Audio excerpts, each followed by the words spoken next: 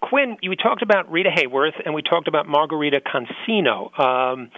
It's kind of two different people there, right? There's yes. Many of us have our face, to the public, and then who we really are, and people like that, the great stars. And I have to ask you, we certainly have talent today. We have celebrities, we have personalities, but I wonder, do we really have that face of the stars anymore, like a Rita Hayworth? Well, I think Lady Gaga is doing a good job. Mm-hmm. I think she's quintessential on so many levels, musically and acting wise, and with her fashion. Yeah, certainly the fashion and the talent, and this wouldn't be anything toward her ability, but the mystique that was created back in that day when you had the Rita Hayworth, that image, that iconic. Have we lost that? Are we too familiar? Do we know too much about these people? I think that we know because of social media and because, there's no studio system anymore. I know for Carter and I, we really, really were looking for who was Margarita Cancino and who was Rita Hayworth. What was the PR? What was the Columbia Pictures ideal of the love goddess is what they called her, and that was really a source of contention for her between she and Harry Cohn. But she was a bombshell. She was on every GI's locker, and with that famous pinup of her on Life magazine in the negligee, looking over her shoulder. But that's not who the person that she was. She was a very shy, quiet, uneducated woman who was molded and shaped, especially by her first husband Ed Judson, and then of course Orson Welles was her great tutor and mentor.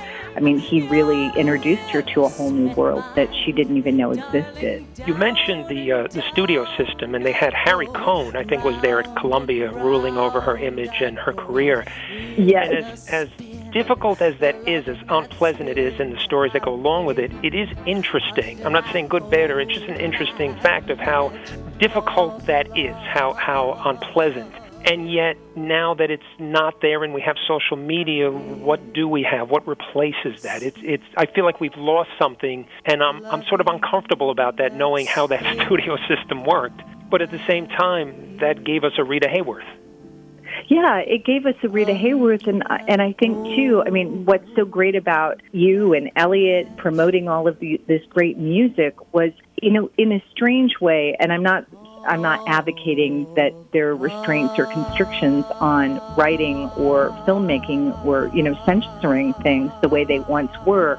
But if you didn't have the time and the place, and the Hayes office controlling the films or the lyrics of the music that was coming out, maybe we wouldn't have the witticism of a Cole Porter or an Irving Berlin. They were so smart and so witty that they were able to turn a phrase, and that phrase meant so many different things, and the nuance. And now it's just like, hey, yeah, baby, I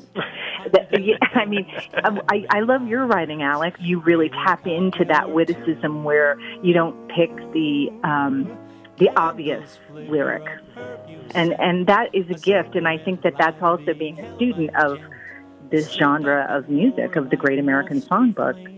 Yeah, having those constraints, sometimes working within a box, having a framework to work in, sort of makes the creative juices. It makes you have to work within that and come up with something other than just being direct. Yeah, you have to dig deeper, or within the films, like with Gilda, or Lady from Shanghai, some of these great films that she was in.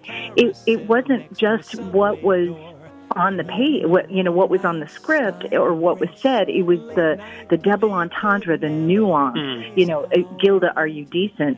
Yeah, sure, I'm decent.